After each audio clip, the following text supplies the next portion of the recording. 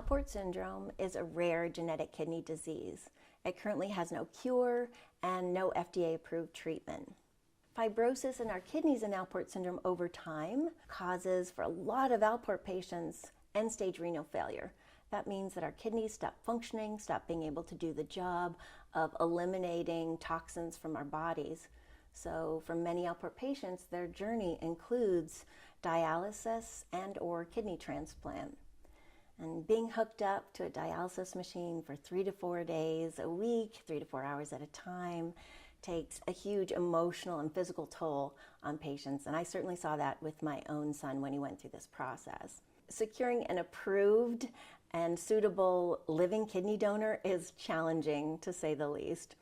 And the waiting list for a deceased kidney donor is anywhere between 3 to 5 years in the United States and in Canada. Sometimes it's longer than that. And the life of that transplanted kidney is about a decade. Again, it could be a little shorter, it could be a little longer, but that's average. And so that means for a lot of Alport syndrome patients who receive a kidney transplant early in their life, the likelihood is they'll need a second transplant in their lifetime, which is increased risk, increased challenges for sure.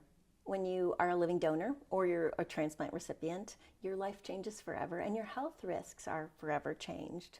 The medications also that can slow down the fibrosis in our kidneys that are currently available to Alport syndrome patients, they come with a lot of side effects. These include chronic cough, extreme fatigue, dizziness, and a lot of people have trouble tolerating these ACE and ARB medications, especially at younger ages. And taking these ACE and ARB medications, you have to take them increasingly at higher doses to make sure that your kidney function remains stable or improved on your lab reports. But as you take higher doses, it also puts you more at risk for hyperkalemia that could cause seizures and heart attacks and strokes. In the end, there's this really delicate balance of these ACE and ARB medications, which are currently the only thing available to Alport syndrome patients. Though these medications are great in terms of showing efficacy in some patients, slowing fibrosis, in the end, they don't help us really avoid end-stage renal failure. And so this really points to the really high unmet need in our community of patients and families for better medication options.